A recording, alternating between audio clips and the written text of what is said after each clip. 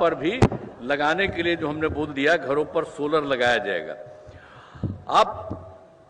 अब मैं कुछ नई घोषणाएं करता हूं।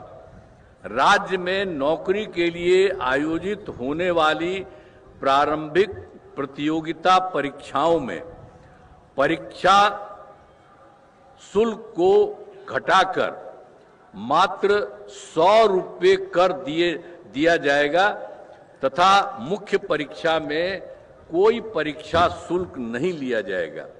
और दूसरी बात और किया जा रहा है, बिहार में नए उद्योग लगाने के लिए विशेष सहायता दी जाएगी और इसके अंतर्गत कैपिटल सब्सिडी, ब्याज सब्सिडी तथा जीएसडी के लिए दिए जाने वाले प्रोत्साहन राशि को दोगुना किया जाएगा।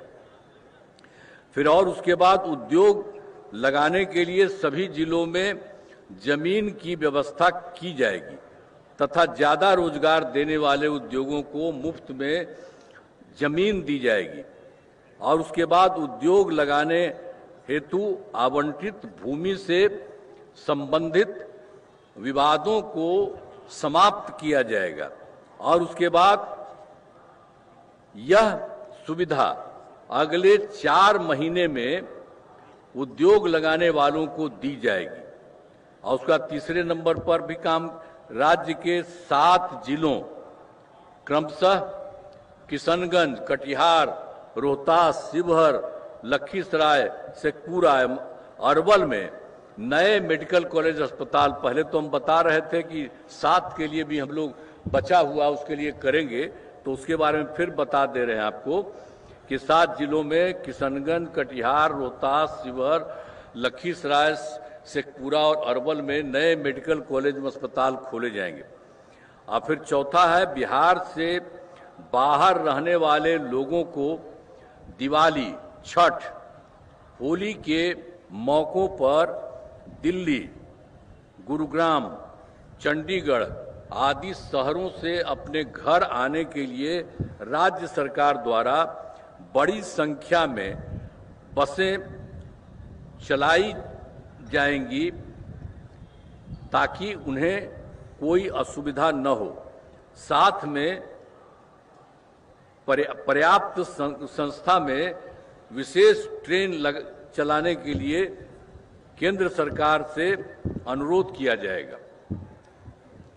अब इसके बाद एक और है कि जानते ही हैं 2005 में, वर्ष 2005 में बिहार का बजट लगातार बढ़ रहा है और 2005-06 में नई सरकार बनने के बाद राज्य का बजट क्या था उस समय? वो तो हम लोगों का उन्हीं की सरकार थी, दूसरी थी जब हम लोग आए थे, तो उस समय तो था मात्र 28,000 था करोड़ रुपया था। लेकिन उसके बाद 6 में फिर हम लोगों का सब कुछ 6 में चला, तो 6-7 में बढ़ा करके 37,000 करोड़ रुपए किया गया। तो शुरू हम लोगों ने किया और हर साल लगातार बढ़ाते गए और अब इतना बढ़ गया है कि इस बार 3,16,000 करोड़ रुपए से अधिक हो गया। हर जगह से लोगों को फायदा। और बिहार के विकास के लिए हम आदरणीय प्रधानमंत्री श्री नरेंद्र मोदी जी के नेतृत्व वाली केंद्र सरकार का पूरा सहयोग मिल रहा है। और इस सरकार ने, केंद्र ने कितना अच्छा काम किया है बिहार के लिए। तो ये सरकार जो बनी इस बार, और उसके बाद तुरंत ही जुलाई में 2024 के बजट में बिहार को विशेष आर्थिक सहायता के रूप में सड़क, उद्योग, स्वास्थ्य, पर्यटन, बाढ़ नियंत्रण के लिए बड़ी राशि देने की घोषणा की गई। और उसके बाद फरवरी 2025 के बजट में बिहार में मखाना बोर्ड की स्थापना, ग्रीनफील्ड एयरपोर्ट की स्थापना, पश्चिमी कोसी नहर के लिए वित्तीय सहायता और राष्ट्रीय स्तर के खाद्य प्रसंस्करण संस्थान की स्थापना एवं पटना IIT के विस्तार की घोषणा की गई। तो पहले तो 24 में कर दिया और उसके बाद फिर इन्होंने, केंद्र सरकार ने 25 में भी कर दिया। और इसके बाद फिर अभी हाल में काम और हुआ केंद्र सरकार द्वारा वर्ष 2018 से, और उसमें तो कुछ ही राज्यों में खेलो इंडिया यूथ गेम्स का आयोजन किया गया था, लेकिन उन्होंने बिहार के लिए भी किया। इस वर्ष खेलो इंडिया यूथ गेम्स 2005 के आयोजन का जिम्मा बिहार को मिला, जो गौरव की बात है। और हम बताना चाहते हैं कि इन खेलों का आयोजन बहुत अच्छे ढंग से किया गया है। हाल ही में, और उसके अलावे तो और भी बहुत अच्छा काम किया है केंद्र सरकार ने। जाति आधारित गणना कराने का निर्णय लिया, जो बहुत ही अच्छा चीज है। तो इन सब के लिए हम आदरणीय प्रधानमंत्री श्री नरेंद्र मोदी जी का आभार व्यक्त करते हैं और उनको मैं धन्यवाद देता हूं कि उन्होंने भी सबके लिए बहुत अच्छा काम किया। और उसके बाद अंत में यही है कि सरकार की कामना है कि समाज में सद्भाव एवं भाईचारा का माहौल कायम रहे। सभी चुनौतियों के बावजूद हमारा राज्य प्रगति के पथ पर अग्रसर है। हमारा अतीत गौरवशाली है और विरासत समृद्ध है।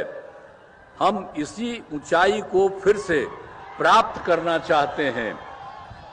आइए स्वतंत्र दिवस के शुभ अवसर पर हम सब यह संकल्प लें कि बिहार को एक खुशहाल राज्य के रूप में विकसित करने के लिए अपना सहयोग प्रदान करें। इस अवसर पर एक बार पुनः सभी बिहार वासियों को मैं शुभकामनाएं देता हूं। जय हिंद, जय हिंद, जय हिंद। बहुत बहुत धन्यवाद। धन्यवाद सर।